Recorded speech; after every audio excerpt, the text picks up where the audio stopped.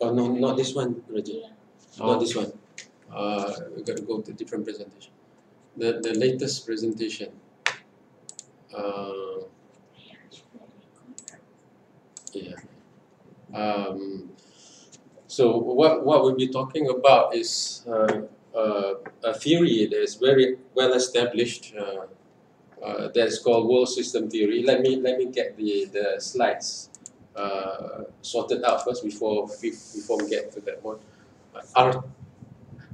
Today's date with an R2.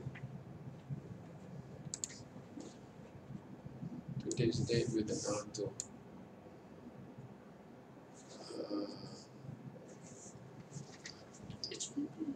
Yeah, that's yeah. The PDF or this one will be fine. HBP, that's right. Okay. There, beautiful. No Nusantara, no Tahu. Okay. Are we okay? Is this? Can we? Alright. This. Oh, is it? Okay. Okay. Can everyone see the slide now? Yeah? Yes. Okay, beautiful. Yes, okay. Alhamdulillah, alhamdulillah. Thank you. So the jodol, the tajuk, the topic that I chose to share with you is world system theory. Is a system that is very well established. It was popularized and to a large extent originated by a person named Immanuel Wallerstein, a very influential economic historian, very influential historical sociologist, and this theory, you can argue, was originated in 1974. It's a theory about how we can understand the world and how perhaps we can understand why we are where we are right now and why are we having the gifts and the problems that we are having right now in this world. The topic I chose is world system theory, reflections for Nusantara and the world. When I say Nusantara, for those who are not familiar with the concept, or those who are already familiar with the concept, Nusantara is a term used to describe the space that is more or less what is Southeast Asia right now. Right? It extends from Sumatra up to Borneo and to the Philippines, from the Java Island, even below Java Island, south of Java Island, up to Singapore and Malaysia, and even to Champa, Indochina, parts of Indochina. So Nusantara is a concept, is a space, cultural space, geographical space that was there even before the colonizers came. So when the colonizers came, the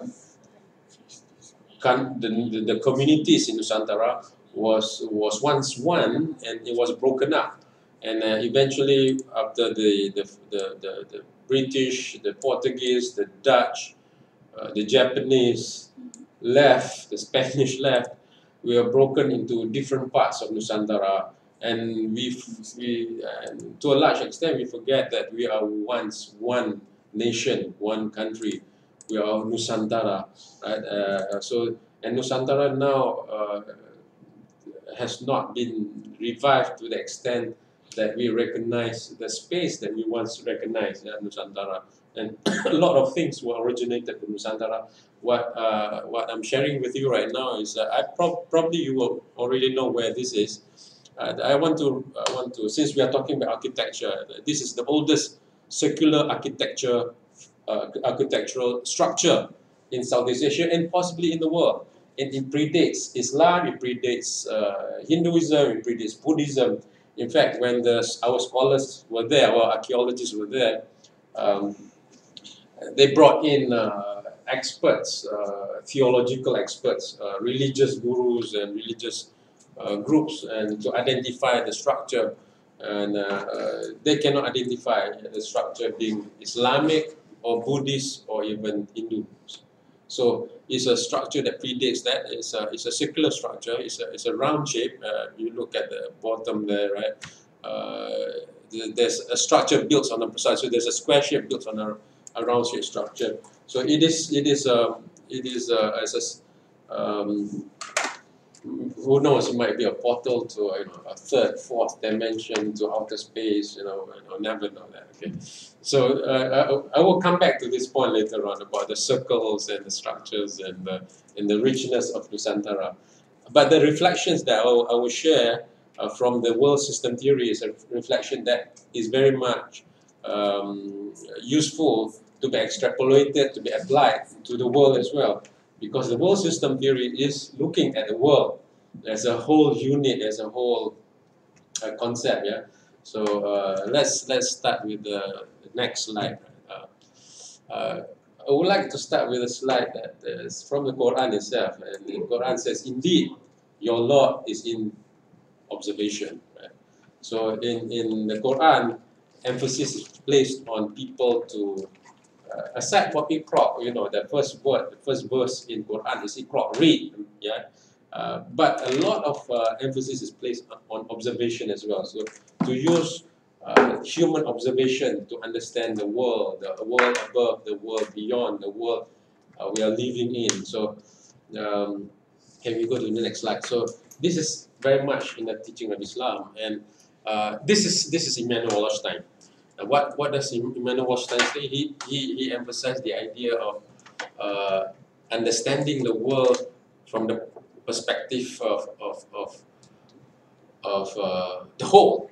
So he said man's ability to participate intelligently in the evolution of his own system is dependent on his ability to perceive the whole.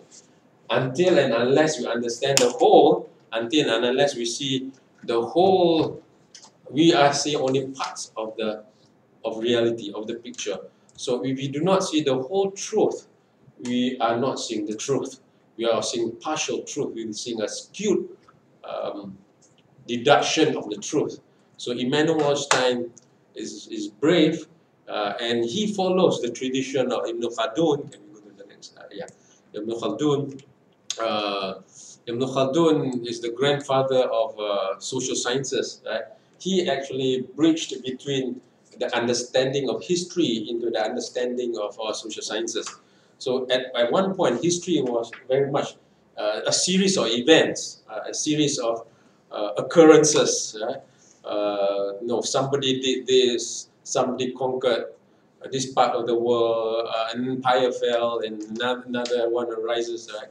But Ibn Khaldun said, if you want to understand the world, you got to understand the patterns of history. You got to understand there are the fluctuations, the evolutions, right?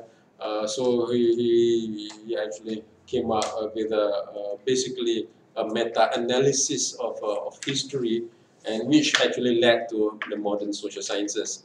And the idea is that if and he actually, in a way, founded what is now known as historical sociology and social sciences, right? So a lot of modern theories, modern social thinkers have not really matched or upheld the idea of historical sociology or having a meta theory. Very few, right? Very few. These macro thinkers or grand theories, right?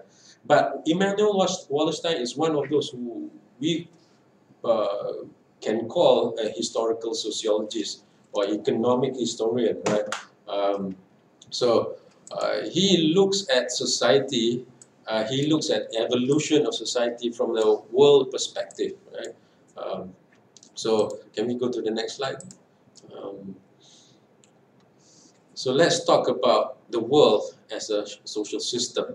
What is a social system? Now, as defined by Immanuel Wallerstein, a social system is a system where in it exists a single division of labor. It can exist with or without a political structure. It can exist while sharing a same culture or without sharing the same culture. A bit abstract. We will go something much more deeper than that. So he's looking at the world as a social system. He's looking at the functioning of the world as a social system where there's division of labor. There's a single division of labor, right? Can we go to the next one? It's still, I'm building the bricks before understanding the bigger structure. So what is a world system? It's a world system is a single division of labor within the world. It can have multiple cultural frameworks. It has two varieties. It has two types mainly. Two types mainly, although there can be some other types, but we are emphasizing two types. Right? One with common political system, and that is known as world empires. So a world empire would have, the British Empire would have one British political economic system, right? And then we have the Dutch Empire. So we have a Dutch political economic system. So it's a one political structure. Within that political structure, we have the division of labor, right? But we can also have world system without having one political system, right? And that is called world economy. So a world economy can have multiple political system with it, but then it exists within one division of labor, and that is what the novelty of Immanuel Wallerstein's work in world system theory, and that is to say, all this while we analyze the world from world empires, the fall and rise of world empires, but then when world system theory was posited, was propagated by Immanuel Wallerstein, he gives a different imagination, a different paradigm of the world. Now, this is connected to where Wallerstein himself is coming. Wallerstein is his mentor was C. Wright Mills, and C. Wright Mills is one of those who talk about sociological imagination of how the small story is connected to the big story, right? If one person is unemployed in Penang, then it's a problem of that one person. If that 10% is unemployed in Penang, it's a problem of that 10%. But if 100 people, if 1,000 people are unemployed in Penang, maybe it's not the fault of that 1,000 people. There's something about the externalities, right? Something outside of this 1,000 people that's connected in Penang maybe, or maybe in Malaysia. So there's connection of the big and the small, between the public and the private, right? If I say that, what is a social problem, right? What is a social problem, for instance? I say, well, what is it? Drug addiction is a social problem. You say, yeah. We can all agree. Let's say balding. It's beginning bringing in the drug. It's balding. Is that a social problem? Let's think about that. But if 10 people, 100 people, 1,000 people, 10,000 people started to say it's a problem, then it's probably a problem. But who created the problem? There's some structure there that's been creating a problem, right? My skin tone right now, right? Skin tone right now, is very tan and all that, right? Is it a problem? Well, it's not a problem.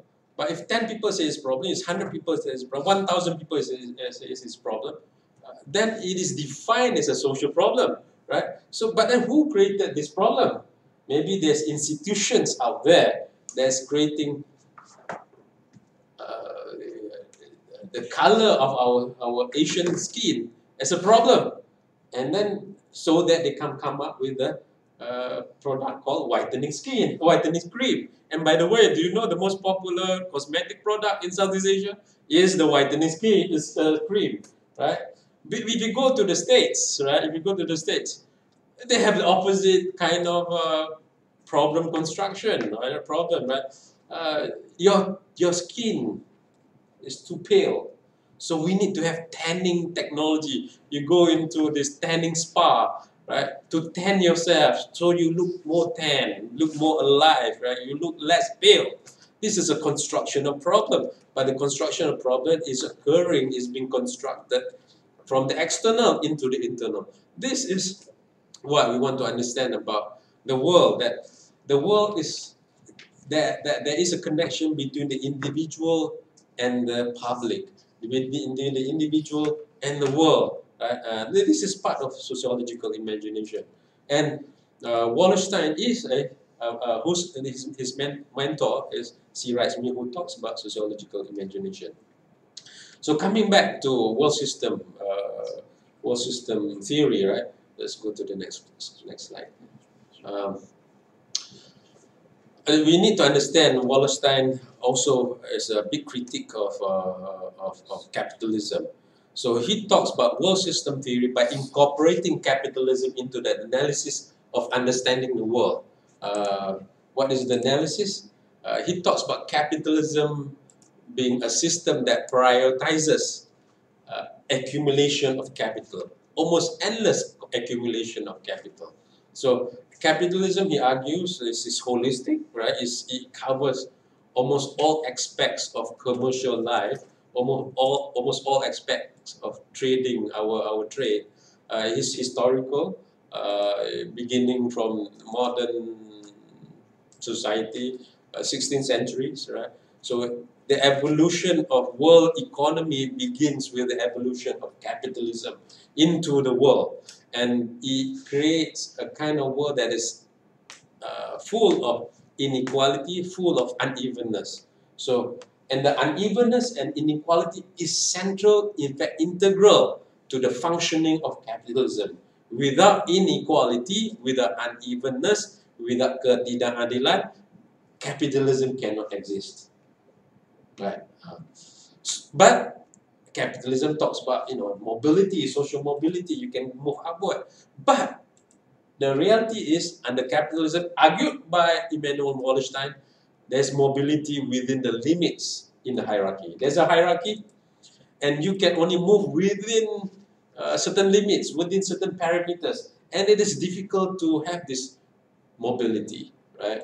And this is a part of the explanation of world system theory. Next slide, please. Well, we might finish earlier than we thought. So capitalism, like I said just now, in the modern world, in the 16th century, full development, economic predominance of market trade. So last time we might talk about barter trade. We do things may not be because of commercial reason, might not be profit oriented in our thinking of doing things, of farming, of serving, right? But then when capitalism becomes more and more dominant, trade is defined and dominated by the market, which means transactions must be profit oriented, but not just profit oriented. Profit has existed even before capitalism, right? Colonial time, before colonial time, people trade and have profits, right? But the institutional logic of capitalism is that it prioritizes accumulation of capital for the sake of accumulation of capital, endless accumulation of capital. So, which means accumulation of capital is the most important, not the environment, not human relations, not welfare, right? When capitalism enters a country, it rearranges the priorities of the country to make the country friendly to the market forces. If there are institutions that are not friendly to the market forces, capitalism will seek to change the institutions. If there are laws in the country that are not friendly to capitalism, capitalism will seek to change those laws, right? And that is the nature of capitalism, right? So the other part of it, with the world economy, there is a single division of labor, but with multiple polities and cultures. Remember, under world empire, we have one empire, the British Empire, the Japanese Empire, the Dutch Empire, right? But the beauty, the wonder, the kindness of capitalism is that you can govern the way you want cover. You want to have sultans? Silakan. You want to you want to have emperor? Go ahead. You want to have dictators? Yes. Right. You want to have generals as your heads? Go ahead. You want to have bozo with funny hair, right? As your prime minister and presidents? Go ahead, right? With brown hair, golden hair, whatever hair you like, go ahead. No hair, go ahead. We do not care, right? You can have problems with your politics. Go ahead. Why should we handle your problems, right? What we want is to extract your wealth. That's all.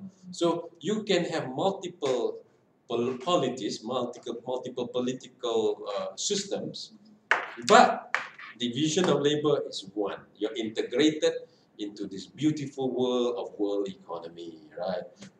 And you can have cultural diversity. Go ahead. But Wallerstein emphasizes that it doesn't mean there is no political dominance. It doesn't mean that there is no hegemony or hegemonizing forces. It doesn't mean that. It doesn't mean that there is a cultural dominant of the West on the East, for instance. It does not mean that. Those things might be might be working within this world system as well. But what's important is that that is not the priority of capitalism. That is not the priority of this world system.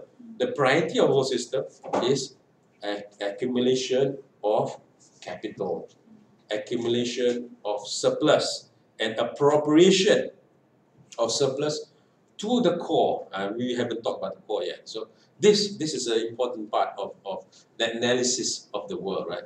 Can you go to the next slide?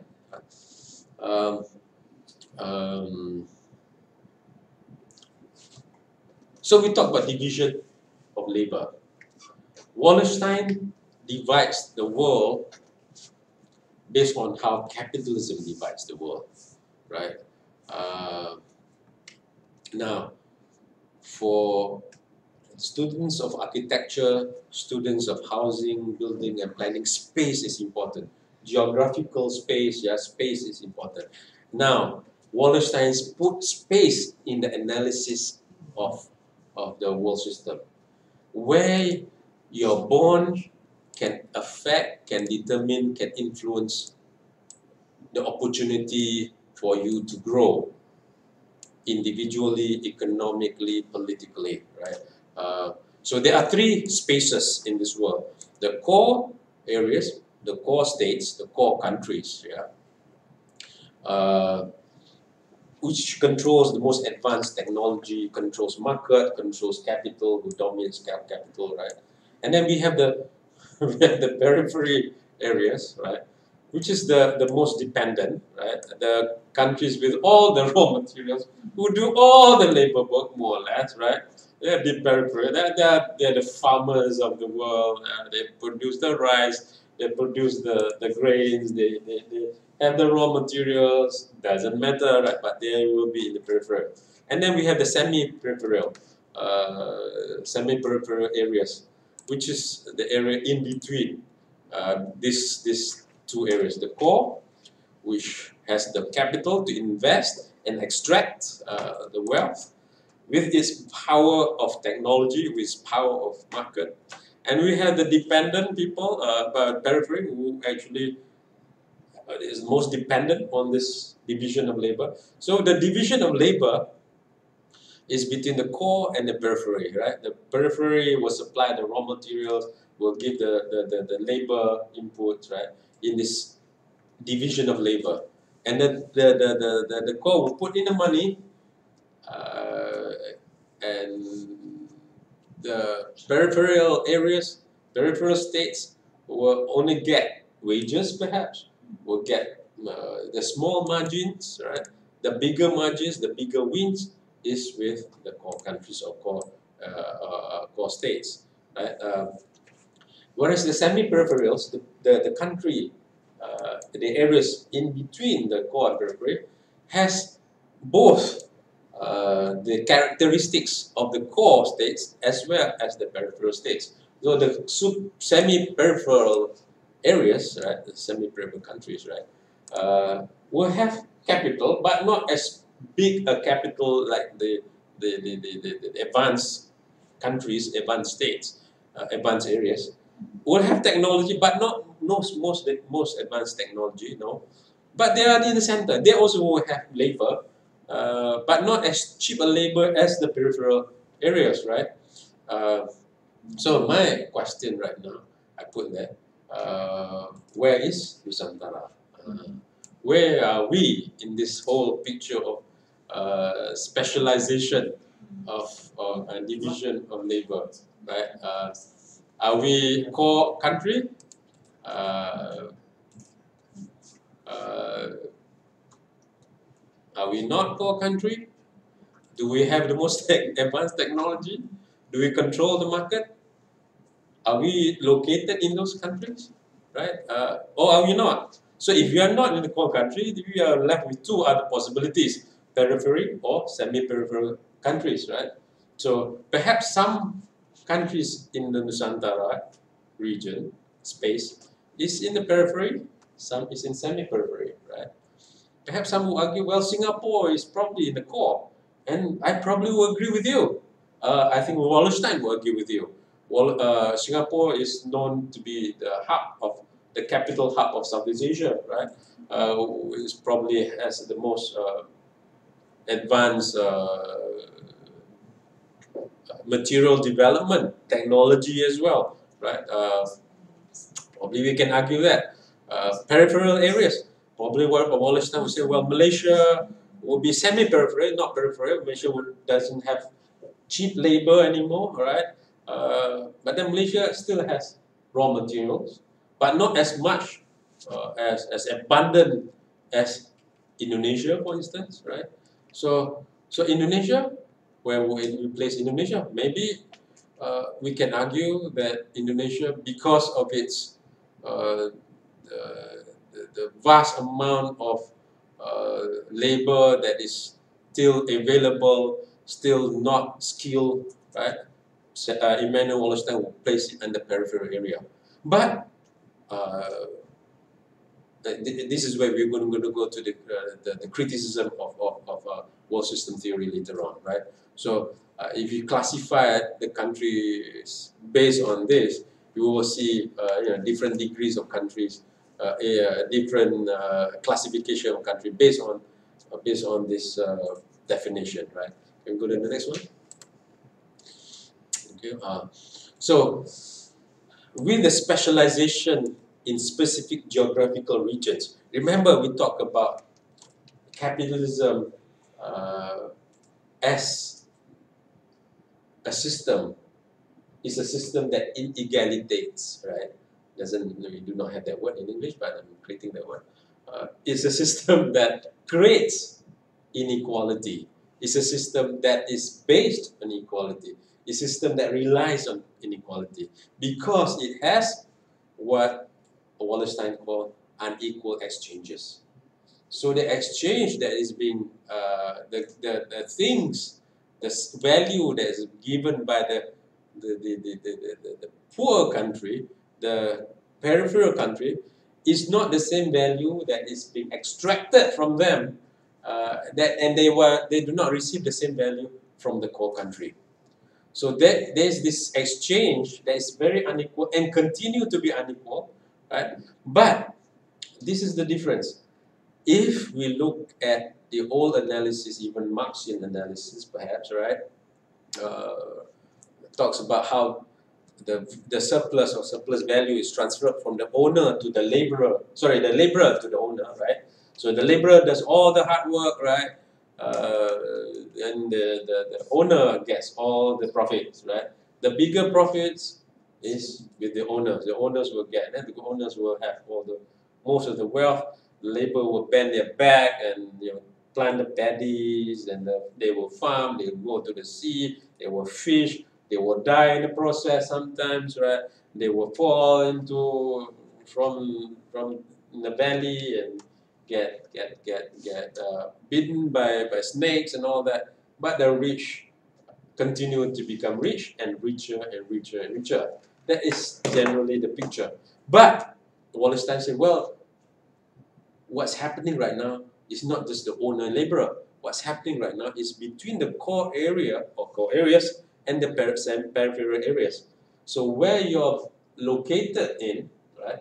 If you're born in a poor country, your chances to move up in social mobility is very limited because partly the country's opportunity to move up the social ladder is also limited. So why? Because the rationality, the institutional logic of capitalism also operates at the international level, between nations, between countries. So the extraction of wealth, the appropriation of wealth, is the surplus is taken from the poor country, right? And the poor does all the work, and the country in the core will have all this money to develop the country. And they say, "Oh, you want to be rich? Follow us," right? And yet, all this while, we've been supplying them with other wealth. Right? Isn't that the Nusantara story? We've been colonized. They extract our wealth, right? They build their world, they build their society based on the extraction of colonization from our country, right? And they say they're successful. No, they're not successful. They are rapists, right? They rape our country. They extract wealth from our countries, from our societies, from our communities, and they say they are good. Well, no. And we should realize that. And that is very consistent with what Wallenstein said. So the Nusantara story is also the story of division of labor from a world system perspective, where they conquer us and they divide us into this division of labor, and suddenly we become developing country, underdeveloped country, we become poor and all that, right? This is the exploitation that is happening. Exploitation not just between the labor and the owner, right? But between the core country and the periphery countries. Right? This is the part of analysis that Wallenstein is offering us in understanding the big picture, about understanding the whole picture, right? Can we go to the next one, please? I'm sorry, Prof. Maybe it might be better if you ask the audience whether they can see your slide or not. Okay. Can you see my slide? Yes, Prof. Yeah? Oh, okay. Okay, thank you very much. Prof. Yeah. Can I ask you questions? Go ahead, go ahead. Okay. What is your opinion on the Vietnam, which some of the economists said they are the emerging economic giants in the Nusantara? Yeah. So Vietnam, if from the eyes of world system theory or Wallenstein, would be placed as a semi-peripheral country. So it's a country that is emerging as economy, but not quite a core country yet. We cannot call Vietnam a developed country yet, based on world system theory, right? But Vietnam is developing its technologies. Vietnam is developing its markets, right? But Vietnam also is exporting rice, is a major exporter of rice next to Indonesia as well, Thailand as well, right? So Vietnam will be placed in the middle, Wallenstein will argue. But then it depends on what measures we look at. We can look at different measures, right? So this is where we go into more detailed economic analysis to understand where Vietnam is. And yes, remember when people talk in Malaysia, in fact, right, we talk about divestment, right? Money being divested, money being taken up from Malaysia to Indonesia to Vietnam, right? So and Wallenstein does talk about this, that the semi-periphery actually competes amongst themselves because they are in a way very vulnerable because they can move to periphery very quickly if they do not manage the economy well. So that's a very important question you raise just now. Where do you place Vietnam? So if Vietnam doesn't manage its economy, it can slip back into peripheral economy. as do some countries. If you look at it during independence, right?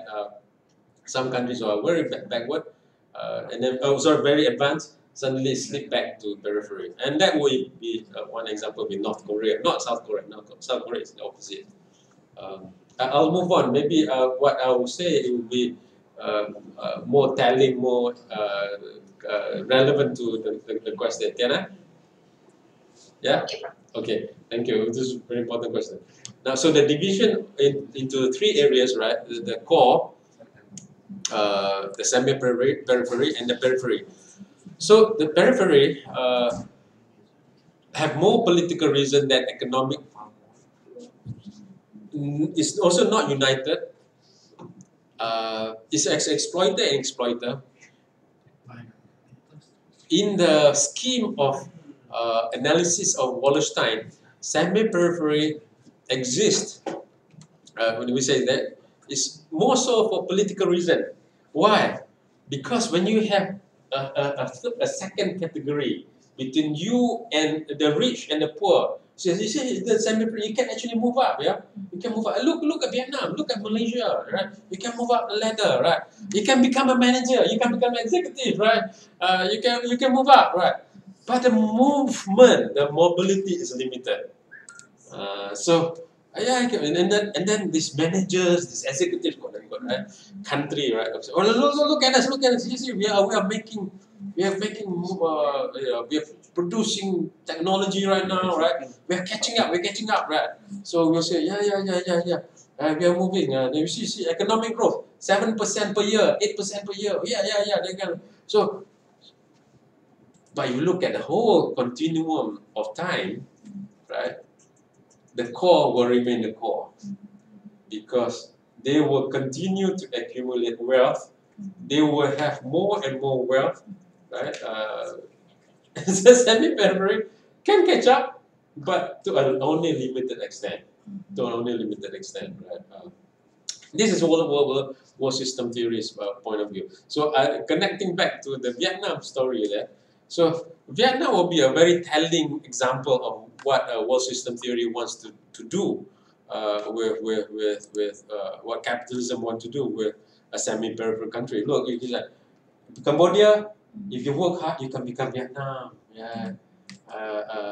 Burma, Myanmar, let us come in. We'll invest and you become the next Vietnam. You know that Vietnam came to, there are a lot of Vietnamese that came to their collaboration, came to Malaysia. So we look up to Vietnam, we look up to Malaysia because we want to study, because we see Malaysia up there and all that. I said, I told them, let's collaborate in Indonesia. Oh, no, we cannot say, because Indonesia is more or less the same as us, but Malaysia is up there, right? So we go there. And what is this hierarchy of Malaysia, Indonesia, down there? What is this? Because capitalism is so powerful, that gives you a picture of where you are in this hierarchy. Right? You're delusional to be sucked into this picture of capitalism, of thinking, because you're in this country, therefore I'm going to be this, the next giant. I'm going to be. You are where you are based on how they have designed the game. Because you continue to play the game, it's like lecturers. Oh, you write so much. What's your age index? How many scopus have you published, right? And then they created all these new structures, and then they compete among each other, right? Then they capitalizes on these structures, and we believe them. We believe in these new gods that they have created, right? Now, an example they give you, right? They do give you an example. Position that's not fixed, right? Example, there's Japan in 1870, right? Really backward and all that. And then they move up. It's 1970 and 1980, right? Remember, I'm old enough to remember when they said Japanese car. Oh God, Datsun, the old car Japanese is lousy, is third rate, problem, right? But now we talk about Japanese car. You go for Japanese car, right? The Hondas, the Toyotas, right? Those are quality. China, right? Same. But Chinese product, no. You want lousy product, you buy Chinese product. But now It's moving up the ladder. Huawei, right? It's competing with iPhone, right? With Samsung, right?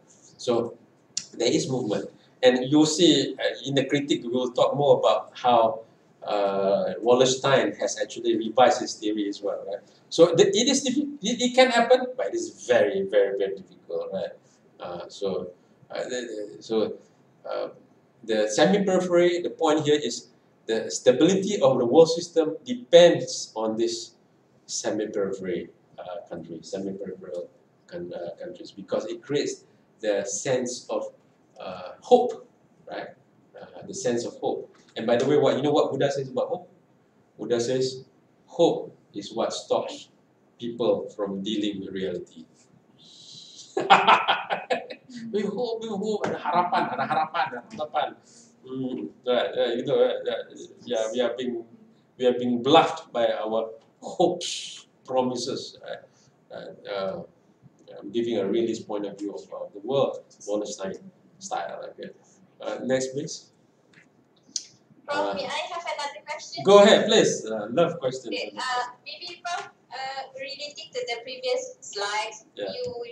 Can you explain a little bit more on the transitions in the case of Malaysia? I mean the transitions within the divisions, because some of the students, they are not really familiar. If we talk about Vision 2020, they just know certain things of it, but how to relate this to our discussions to, I think some of them susah nak faham. Yeah. Okay. Oh, you want to relate to the Vision 2020? Vision 2020 is a vision Example. and that is actually very relevant to what we're discussing actually. The idea of development, was first mooted in United Nations by Harry Truman. Not the first mooted, but first made as a world agenda in United Nations. And the whole discourse, the whole paradigm, the whole discussion of development comes into the center stage, front and middle, right? Suddenly we have because of the concept of development was introduced, suddenly we have developed nation, and then we have developing nation, underdeveloped nation, right? Semi-developed nation, that kind of thing, right? And then what happens after that is that we have this modernization models to reach this development stage, right? So most of the countries in the world go onto the path of development, pembangunan. Suddenly we become underdeveloped, right? Nusantara become underdeveloped. Everyone becomes underdeveloped, basically, except for the West.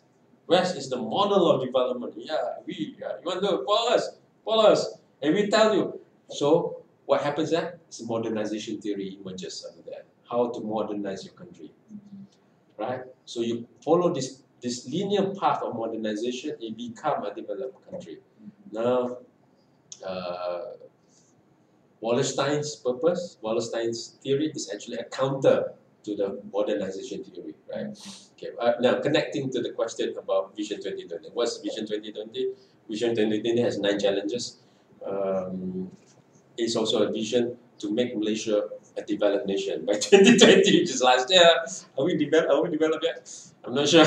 Okay, are we developed yet? But the core idea is important. I'm a critic as well as an advocate of Vision 2020. Because Vision 2020 has a mixture of things that, as a sociologist, a social scientist, I appreciate, but also I will be critical of, right? What am I critical of, right? I would get to the point. I tell you what I'm critical of. I'm critical of the idea that we are not developed, right? Nusantara was developed long time ago. We do not have to bangunkan Nusantara. We have to bangkitkan Nusantara. We have the oldest technology, most advanced technology. You know the technology of keris, the dagger. Those who don't know what the keris is. It's a dagger. It's an old Nusantara keris, right? It's a technology We know that technology craze senang masuk cucuk kan because of the curve. But it's the technology of amalgamation of metals, not just amalgamation of metals on planet Earth. It's also amalgamation of metals from outer space, and we have that technology hundreds of years ago, probably thousands, right? Because the metal from the craze, right, came from asteroids, and if you do carbon dating for some of the craze, you find that the metals come from asteroids. If you do not have the technology, and if you go to the picture I showed you earlier on in this Sungai Batu, Sungai Batu sites, archaeological site, you will see these big ovens, big, huge oven. You can even crawl into this oven, right? For metal smelting, to melt the metal, right? So we were exporter of irons, right? And not just that, and even you talk about keris lah, keris, the best keris is made of 7 steel, 7 paku, pasak, pagar, apa lagi parang, all the 7 parts of the best keris. And it's made of this pandai besi, this iron, like goldsmith, like the blacksmith, blacksmith is somebody who works with iron, right? We work with metal, right? Has the technology to melt, to combine it. It is superb technology. Piston, it was created. Piston, the engine, the car, the piston, that moves the car. It was created in Nusantara. We were developed, but the colonizers came in and disrupted our development, right? And because they disrupted our development, right, we got to bangkitkan Nusantara. Tidak perlu bangunkan Nusantara. We do not to develop Nusantara. We got to awaken Nusantara, right? Awaken the sleeping giant of Nusantara, and to make us realize that we have the technology. It is the West that came and raped our country. It is the West that came and exploited our country. We got to rediscover the beauty, the strength, the technology. You know that there's a book written that talks about Nusantara being the lost civilization, the lost Eden. Eden is actually Atlantis, right? This, and then in there, the book that talks about the sinking civilization. In fact, if you go into the book, it talks about Nusantara. We were a very advanced society. We were a very advanced civilization, and so we are probably the first Aquaman, and we are real Aquaman. After all, Nusantara means between islands, right? The tanah itu samudra kita, samudra itu tanah kita. We are the people of Bahari. We are people of the sea. The first person that went around the world is not Magellan. It's the Panglima Awang itu, the person by the name Awang. Now his statue is being erected in Spain. It was Christianized, converted, and all that. It's a different story. But there he was the first. You can go back to history. So we had that technology. So the part that about Vision 2020 that I disagree is the part to say that we are not developed. Our development was stolen, was interrupted, was intervened by the colonizers. We just need to continue to develop, but not based on their mold, not based on the Western mold of development. We must come up with our own mold of development. Now that is stated in Vision 2020, which is, I think, is one of the beauty of Vision 2020 that talks about development based on acuan kita sendiri, based on our own mold, based on our own model. And it talks about creating, the first challenge is to create a united Malaysian nation, right? So until now we have not have this united Malaysian nation. Bangsa Malaysia itu belum wujud lagi. And so that's the first challenge. We have not arrived at that, which is I thought a good challenge to have. It also talks about not just a consumer of technology, but a producer of science and knowledge, a civilization that produces knowledge and technology. Otherwise, we become consumers only, right? And we just wait until the latest phone and what is the latest iPhone? What is the latest? Where is the latest mall? Where is the biggest mall? where is the tallest building, right? So we are absorbed into that paradigm definition of development, right? So there are, I think in Vision 2020, there are very valuable, invaluable things that we can take from Vision 2020 as far as development is concerned. But at the same time, as a whole concept of development, I think we should be critical and to say that we actually have a civilization that is valuable. We just need to rediscover, rebuild, revive, continue this civilization. We're talking about Vision 2020. So I guess I'm not sure I've answered you, but I hope. But we will come back to that if you will go in the next one. Yeah.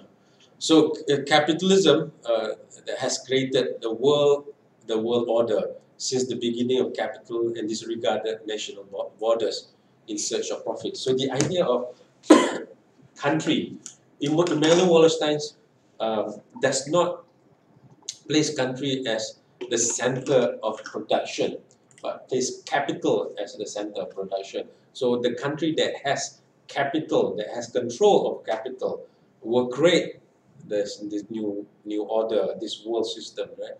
And the next one. So under the world system, remember that the logic, the institutional logic of capitalism is this endless accumulation of capital. So in the process, it increasingly integrates world economy and dominated by the logic of profit and market. So if last time your business, your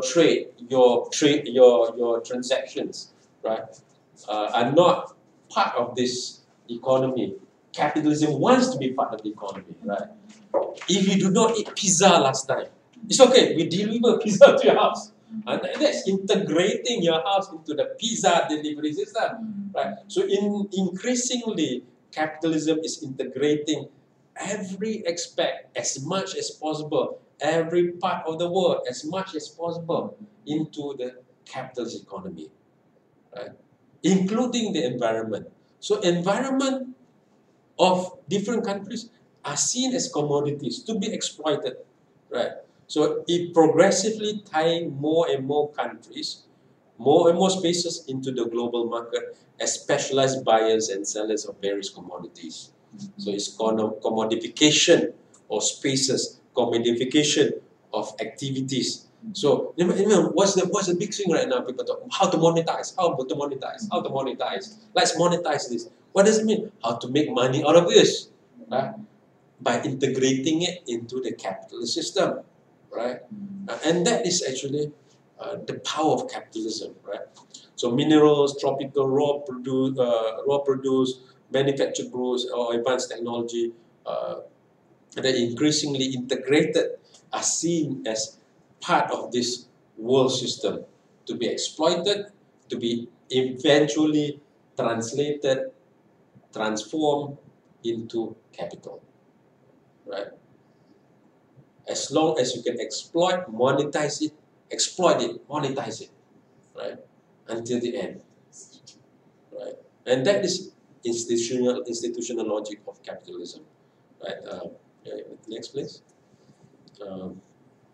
So the tendency of capital is to maximize and prioritize whatever kind of economic advantage provided in a given country by prevailing forms of labor, process, and class relations. So capitalism will go into different countries, different spaces, and say, well, which country has better labor processes? Which countries has better class relations that fit me, that's friendly to me? Right? I will go there. Right? If you raise your wages too high, right? If you allow people to ask for more salaries, okay, I just move to another country. From Malaysia, we go to Indonesia. Indonesia, we go to Vietnam. Vietnam, we go to poorer country, right? Cambodia, we go to another country, Myanmar. You go. By the time the country will lower its wages, right? So it trains, it teaches It makes politicians servants of this ideology. It makes parliaments, legislations, slaves to this kind of dominance, that you must change your laws according to the laws that are friendly to us. That we are here to exploit, to use, to extract as much as possible, because you do not control how much profit I can get, that kind of thing. So that is part of the argument of capitalism, argument of Wallerstein talks about when we talk about capitalism. The question about Nusantara is, what does Nusantara prioritize? Who do we want to prioritize? When people enter our space, do we want to tell them, come and rape me, come and exploit my environment, come and build as many buildings, as many bridges, reclaim our land, our sea, build underground tunnels and all that, do whatever you do, right? Or do you want to say, you want to come to our gelanggang, you want to come to our field, you follow our rules, you follow our norms, you follow the Nusantara values. Right? So, in my discussion about development, in my discussion about this, about Nusantara, right? The colonizers left us with a system. We got to rethink what was the system that we had a long time ago. So are we upholding the system that we had a long time ago? Can we plug in the or are we allowing the new colonial model to rule us, to shape how we build our country, build our buildings, build our persekitaran, right? Now, example I give one example that I thought is a good example of a Nusantara city, Nusantara space is Yogyakarta. Yogyakarta has a kraton, it has an istana, has a palace, right? But around the palace is a community, right, where they share, they can stay there. The land is owned by the king, but they can stay on the land and in fact pass down to the next generation as long as it serves a number of days to the needs of the kraton, to the needs of people who visit the kraton. Visit kraton is istana, is the palace. In fact, UGM, or Universitas Gajah Mada, one of the top universities in Indonesia, right? The land is owned by the sultan, right? But silakan, go ahead, use it. Now, if that runs contrary to the logic of capitalism, right? So, and if you look at the culture, the lifestyle of Yogyakarta, there's this street called Malioboro, you can see the gelandangan, the homeless sit together with the families, with the lecturers, the students, playing guitar, discussing, having circles of intellectual discourses, and they sit on the lesehan, they sit on the ground, ngopi, drinking coffee, and eating bakso and whatever else they eat over there. But it's a good, and that is a beautiful culture, right? But here we come in with this urbanization agenda, kononnya smart city lah tu kan. We want to Singaporeize, Kuala Lumpurize, Jakartaize all the cities in Nusantara. Is this what we want? Is our kiblat there? Is that our kiblat? Is that where we want? Is this our God? Is it the development that we want? Or do you want to have quality of life? So this is the question we must ask ourselves when we design the spaces. Are we transforming public spaces into private spaces? Are we having green spaces just for the elites? Or are we building public spaces more and more so that people can congregate, can have family time together? Or how are we designing our world? Look at the malls. They do not have many chairs because they want people to move from one place to another so that they turn the families into consumers. They do not have many sitting places, right? They do not have that, right? Because They are privatizing the public spaces. Right? So we, the architects, the new thinkers of cities and spaces, got to challenge this. We've got to decolonize and Nusantarize our thinking. Bring back, liberate ourselves from the colonizers' chains. Right? We got to move ourselves to a new space of Nusantara thinking, where we liberate ourselves from the chains of the colonizers, from the change of world system. Right? The next one, guys. I think the summary. This is the summary. Right? A world capital system is the logic is accumulation, safeguarding capital's nature of overall system and the interest of leading players. Right? That is the essence of world system. So they want to create one unified system, but not necessarily politically. You can have different political system. You can even have cultural system, but it becomes very extreme. So we have poor people in this world economy. We have people who suffer in this world economy. As long as accumulation of wealth, accumulation of capital is ensured. So we got to rethink, are we going to privatize our spaces? Are we going to privatize our Nusantara to this colonial, capitalist, imperialistic, militaristic nature of development, right? So our agenda is stop there first. Thank you very much. Right.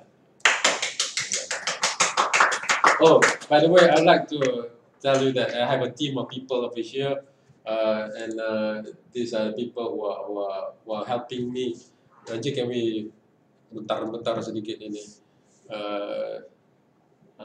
So I have postgraduate students helping me here.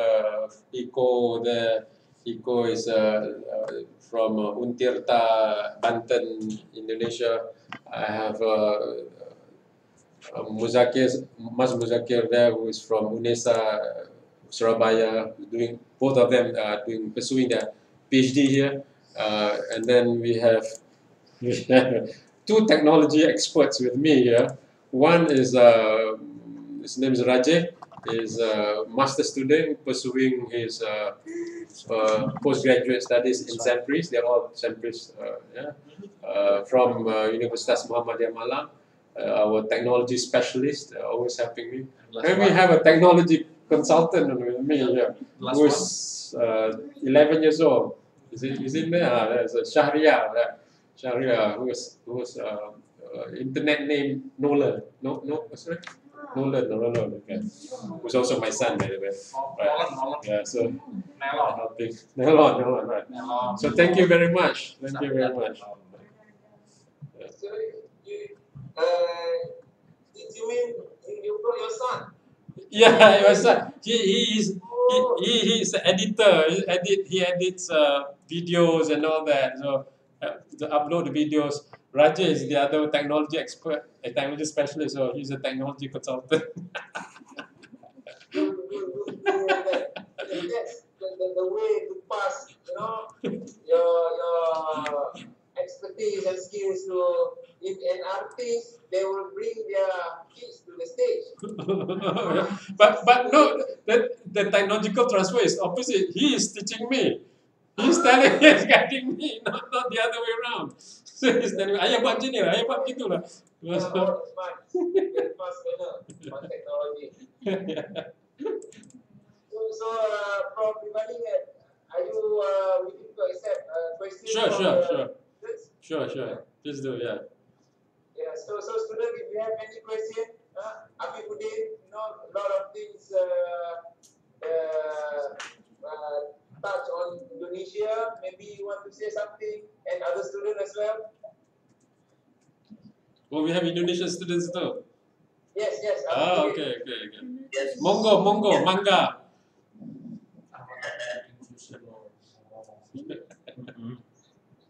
So any question from students?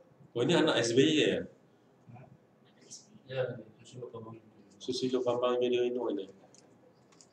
Just for your information also, Prof, the students, the third year students, most of them, So hopefully they can absorb and capture, the things that you are trying to say. Thank you. They are, in fact, the third year we assume they also have some foundation on internationalization and some knowledge also. Yes, yes, yes, yes. Globalization. Yeah. Because from what we can hear from your talk today, maybe some students might find it's quite an advanced knowledge sharing.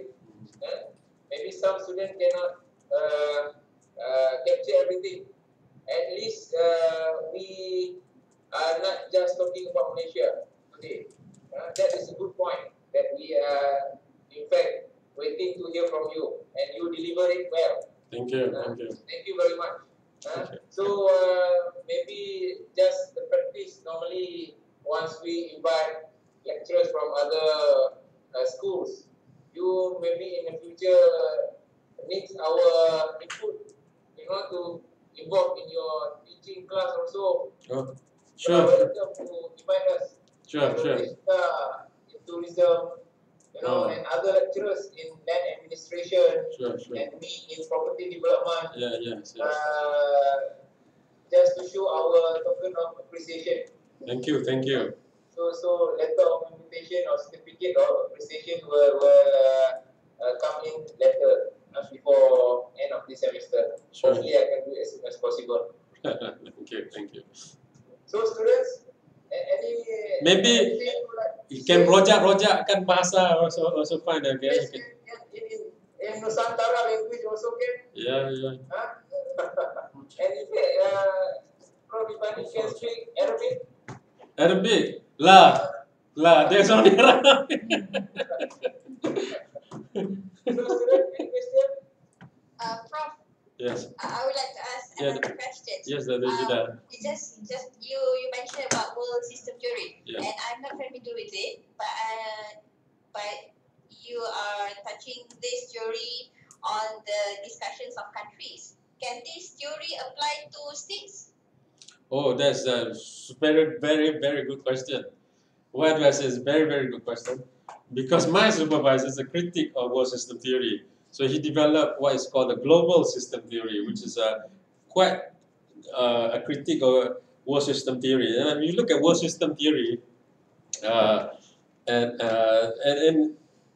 my supervisor is Leslie Sinclair, by the way. He asked me. I was studying in London. If you go from my university in London, you go down the building. I think Dr. Riza will know that. Dr. Shida, you know that. There'll be people, beggars, asking for money. Spare some change, please. Pengemis, yeah. Spare some change, please. And, outside of the university, it's just like 10 yards from the university. So London, and my LSE is like behind LSE is BBC, and then we have the UK courts over there. It's like the center of administration. London is the world hub, financial hub, and all that. So we have the financial hub of the world, and with poorest people in London. So the critique is, how can we call a country a core country when you have poor people in the core country? So analysis based on country is a false analysis, because we don't have to talk about the whole of UK, not of the Britain, but London itself, supposedly the richest, one of the richest, right, cities in the world, where Al Fayyad's money is in there, Saudi's money is in there. If people talk about our investors put their money in Singapore, the world investors put their money in London, right? Kuwaitis in. So how could we have the poorest people living side by side with the richest people, right, in the same city? So the analysis based on country is problematic, right? So that is actually a criticism of world system theory. So the analysis should not be based on country. It could. And so Wallenstein eventually revises his theory into, from country, it goes into city. So he talks about city. But then, you know, the criticism goes deeper. Like within the same city, we still have poor people. So he shifted from city. I think he talks about processes. So core processes, right? So a bit hard to use space as a definition of division of labor. Space as a geographical space, right? So the space that has been promoted by Leslie Clare, he says, is a behavioral space. Behavioral space. So the structure is the structure of the division of labor is based on behavioral structure. So where there is investment, where there is transactions, that is the core, right? And the core is actually in big businesses, MNCs, right? Because they are the big players. So the big players, so the unit analysis is different. It's not the country anymore. So a different theory was put forth, global system theory. It says, well, let's not look at country as a unit analysis. Let's look at the world as a unit analysis. And we talk about different entities within the world instead of different entities within the country. So, and we see the power centers of the world is actually the businesses, the banks, the businesses, the manufacturers. They actually who are the real powerhouse of the centers of capitalism instead of country. So it's a different and that's it. So that will be a different lecture. You want to go into that one, but it's very very good, very pertinent question there. And also, Prof, in other words, this can also be applied into other economic sectors. For example, tourism.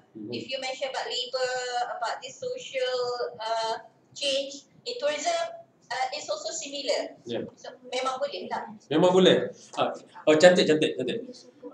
You talk about something that is I can relate to Nusantara so well, right?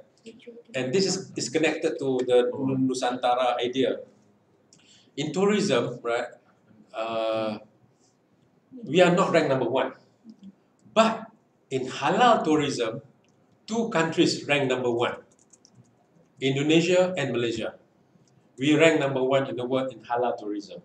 You see, halal is not a colonial construct. So when we play their game, we lose. But when we create our construct, when we play, we create our own definition of what we want to measure, right? And it's relevant. Halal is a very relevant definition to us. Yeah, my student is studying halal and toiban, is extracting the idea, completing the idea halal and toiban. Right? So when we re-evaluate tourism based on halal, which is our own mode, we can excel. So yeah, and we go up in the ladder of ranking, gitu kan. And it's not fake, it's real, right? So that is Nusantarization lah, what I argue. But of course lah, there's Islamic agenda, but Islam is part of Nusantara. One can argue that, right? Yeah. Thank you, Prof. Thank you. So, as usual, normally student always silence when it comes to this part. Yeah. And lecturers, Memang lah, 10 years ago pun macam tu, 20 years ago. during online especially, they have an excuse. Oh, yeah. You cannot throw anything to them. Just silent. But anyway, I hope later on I hope you can get the permission to record. In fact, we are recording this session. Yeah. For the students, if they want to do some revisions, Sure. are you allowed to share with them Pardon me? the record? Sure. We definitely. Are we? Huh? Yeah. Sure. We will save this record. Sure. Simultaneously. Definitely. Yeah.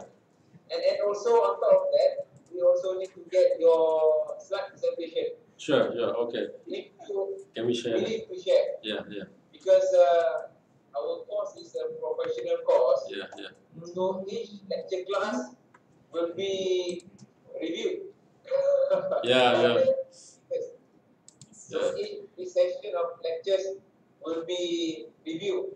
So I hope you don't mind to share your slide as well. Sure. We're I hope happy that's to too do much that. to ask from you. Sure. Yeah. We'll do that. We'll do that. Can we do that, Ajay? I don't know how to do. Share WhatsApp. Well, we can do it through WhatsApp or we can. My Microsoft Team. Yeah. Maybe 2 slides. General information. How do we do it? How do we never use this the Microsoft team. How we do from more actions? Yeah, under more actions. How do we share? Here maybe yeah. You can do it later on. We can do it later on. Okay. Okay. All right. We'll do it later on. Yeah. Okay. So if there's no any other questions, I hope the students happy with the sessions today. Hopefully, There's a question. There's a question there. Yeah. It's from Shafiq, right? Yes. Yes, Shafiq. Actually, I have some questions about the capitalism.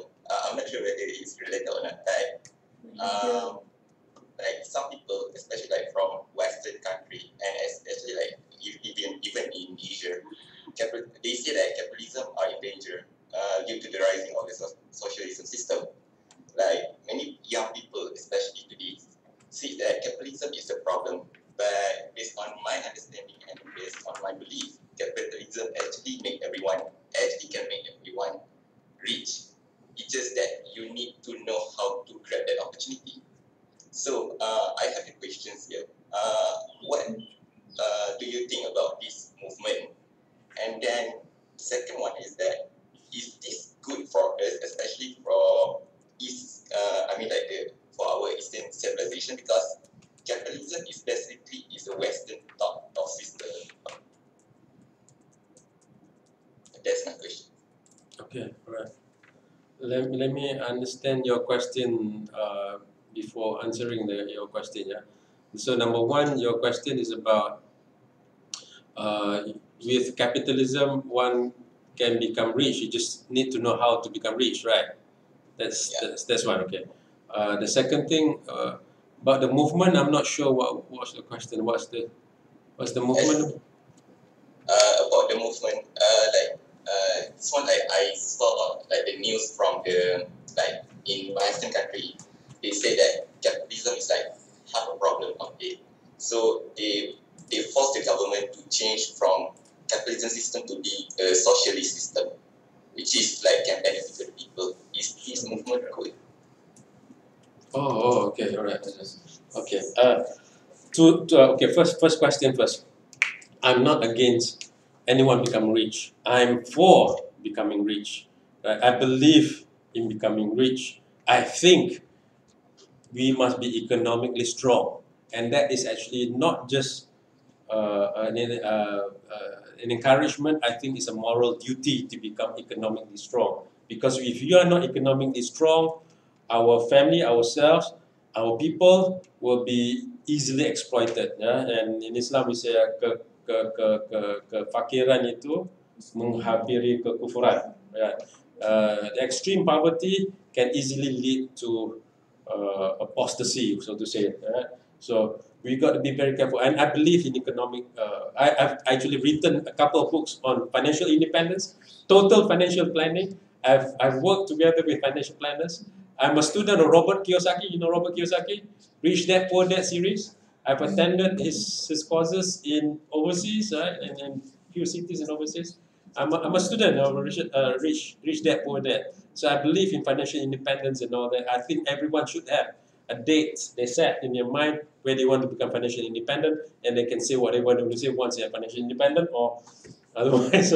So I believe in that. Abdul Rahman bin Auf, the richest man in one of the richest men during Prophet Muhammad's time. He's a sahabat. He is also the richest man, right? Yeah, Osman bin Affan, another Khalifah. He's also a rich man, right? They become rich without capitalism, and you know how they do? Abu Rahman, he shared his secret. He said, well, what he did was he was selling camels at that time, but he said, well, he was not making profit on the camel. He was making profit on the rope that ties the camel. So for every camel, he said, everyone has a rope, right? So he makes profit from the rope. He became one, if not the richest man during that time, by selling at the camels at the cost price, and then selling the rope. Where's the profit, right? Small margins. So one of the secret of success of Abdul Rahman bin Auf's successes is small margins. It's the model of Asia.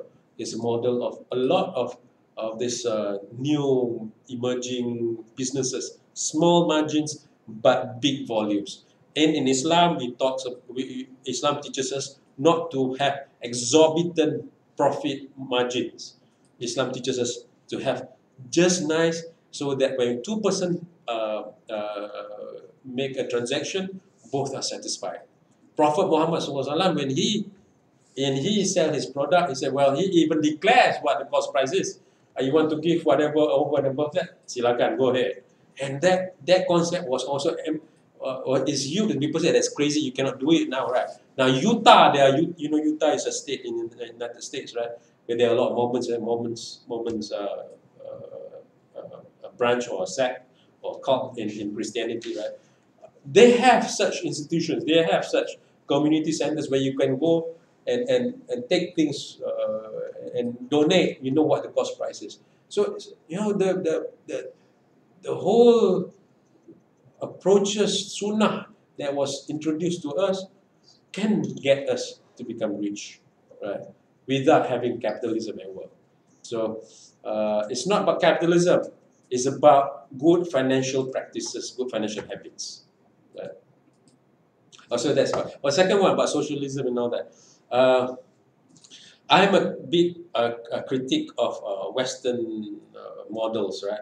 But I must say this: there are good models of Western societies that we should study and understand. That would be the Scandinavian models, the Swedish models, right? The Swedish model is not a model, or the Scandinavian model is not a model that upholds capitalism to the max, right? So they do not believe in accumulation of wealth for accumulation sake, right? A lot of them do not believe in that. Over here, right, we open our stores late until 10, 11, 12, late night, right? In many cities in Scandinavian countries, right, they close very early. 6, 7 o'clock, there is no more, there are no more shops open. It's hard to go dinner outside, right? Because people eat at home. The whole structure of economy is an economy that supports second chances, right? So if you fail from your education, you can go back in. You fail, you can go back in. You fail, you can go back in. Education is free over there, right? Because they prioritize education over profits, right? Can we do that? Maybe, maybe not, but we can move towards that, right? And that is not capitalism. That is not privatizing education for the sake of making money. I'm not against private institutions. In fact, one of the private institutions I thought that I really admire in Indonesia is Universitas Muhammadiyah. They're private universities, but run as a civil society organization, right? So one can be profitable without being profit obsessed. You do not have to have this institutional logic to make profit, and to distribute the profit to the owners. You need not have that, but you can be profitable. So private entity is not something wrong. We should be thinking about commons. Commons meaning places that we share, that is owned by public, not owned by the private, and that is very much a Nusantara concept, right? Public spaces, and I think if you are studying architecture, we should start thinking about having commons more and more. And that is, if you look at Malay architecture, we create commons where our apa nama ni, our anjung, our patio, in English you got patio, right? We have public spaces even in our private homes. And you look at our compounds, we did not have pagar because our compounds are shared, right? We are not territorial in that sense, right? But we know our aurat of the house. We know the privacy of the house. But we have a lot of public places. And having public spaces is not a capitalistic idea. I do not care you call it a socialist, communist. It is in Islam, it is in Nusantara. Let's not get into the game of the capitalist versus socialist. Let's get into the game of Nusantara. Let's get in the game of Islam. That's where we win. When we call ourselves to a higher calling, there's a calling of our own identity. Or as Nusantara people, and as a Muslim, we believe in ethics. Right? All religions in Biblia, right? We got to come back and let religion lead science, not the other way around. And so, and that will be my answer about the socialist movement and all that, right? Please discharge your iPhone now. Thank What you. is it? Thank you, thank you. Okay. Shafiq, have I answered the question? Yeah, Shafiq.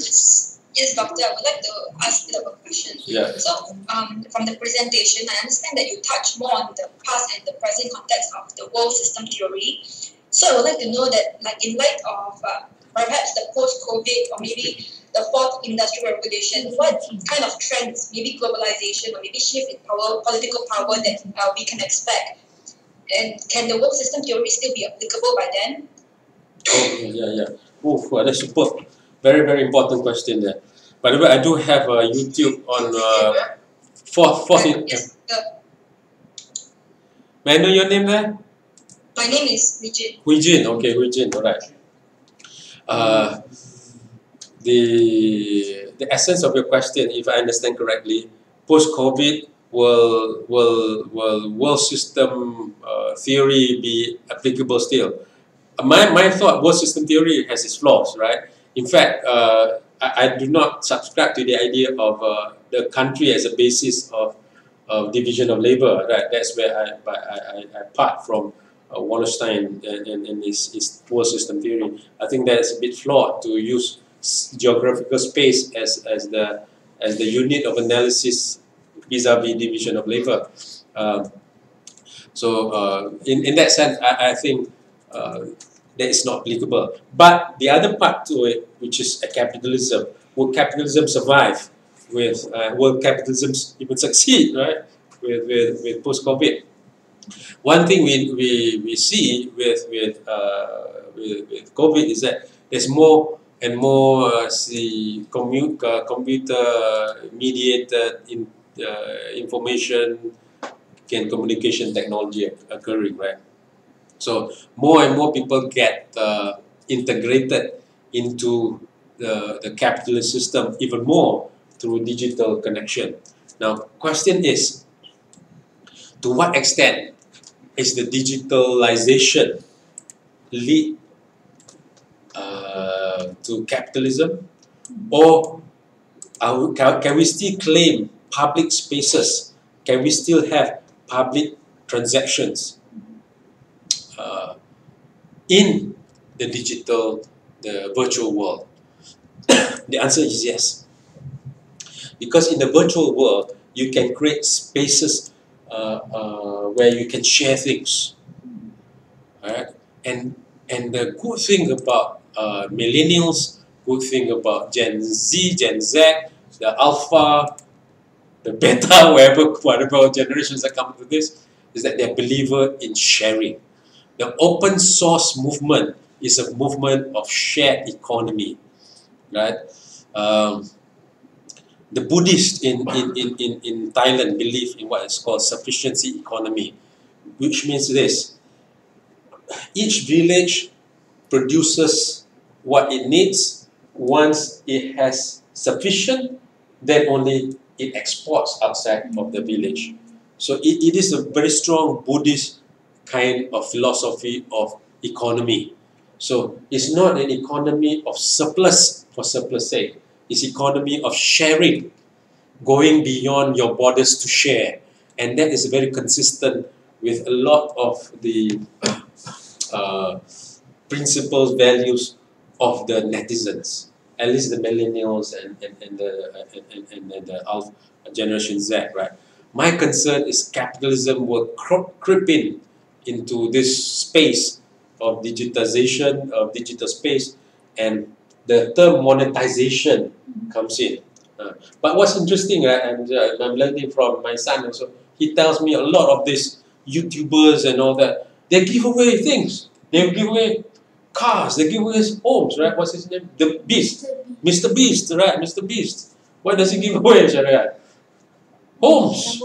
He give away to homeless people, right? So there's this idea of sharing. So I think that's where the challenge of us redesigning our world, right? Uh, uh,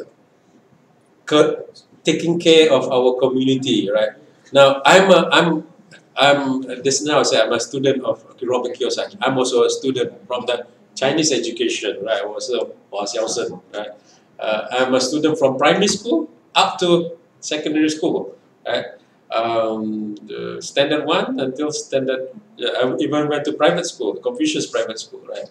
And one of the things, and my minor is in Chinese history. My minor, not my major, is in Chinese history. And one of the things we learned from the Chinese history is the gentry system.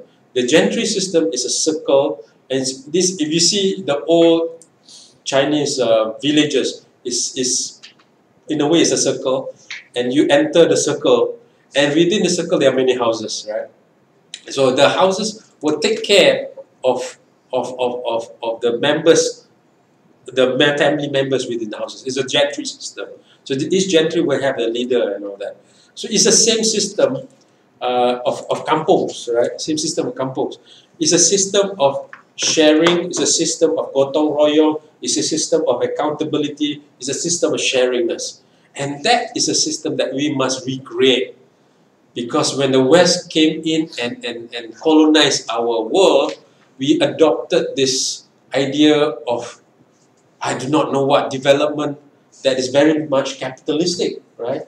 That is not sharing, that is not based on responsibility, it's not based on community, right? And we got to recreate that. So post-COVID, we see the emergence of these volunteer communities occurring here and there, even in the UK. And that's the beauty of this group of this generation, right? But my concern is that capitalism will come in, big businesses will come in and capitalizes on and monetizes and start privatizing on this movement of sharing economy, of commons, of public spaces, and that will be my concern. I do not know where it will lead yet, but I see a contestation occurring in the digital world. And so there's one aspect of post-COVID realities, I think, right? There are many other aspects. It so happens that, oh, by the way, there's my last webinar was about education and COVID-19, and I do we have YouTube as well. And then you want to go to YouTube is Wakaf, Nusantara Wakaf Ilmu. Actually, we Wakaf meaning to give to the public, right?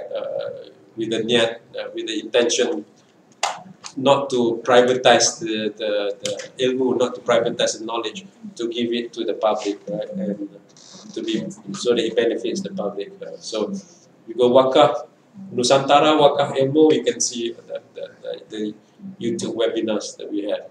Also touching on COVID-19, then post-COVID-19. So hope that to some extent answer your question there. Thank you. Richard, yeah.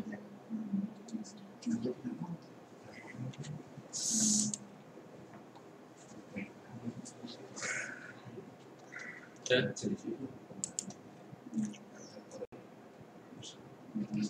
What's this? It's fun though. Dr. Reza, shall we? Is there any more question?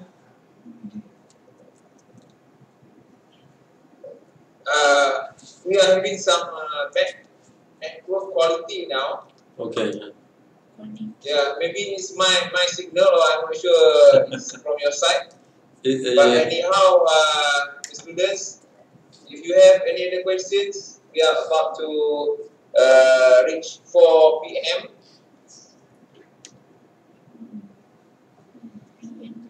So if you don't have any other questions, I would like to say thank you to Prof. Reevany. Thank you very much for your session and your thoughts.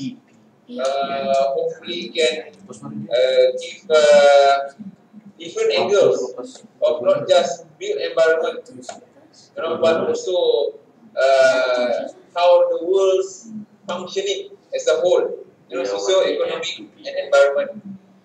So thank you very much for everybody. Thank you. Hopefully we can have another session also next year. Inshallah, God willing, sure. Different stakes of students. Sure. Okay, anything else? No, from me. Thank you very much, Prof. Thank It's you, really Dr. Shida. sessions. Thank you. Okay, thank you to Prof. Reevany and your team. Yeah, thank you. Okay. Very much. Thank you very much.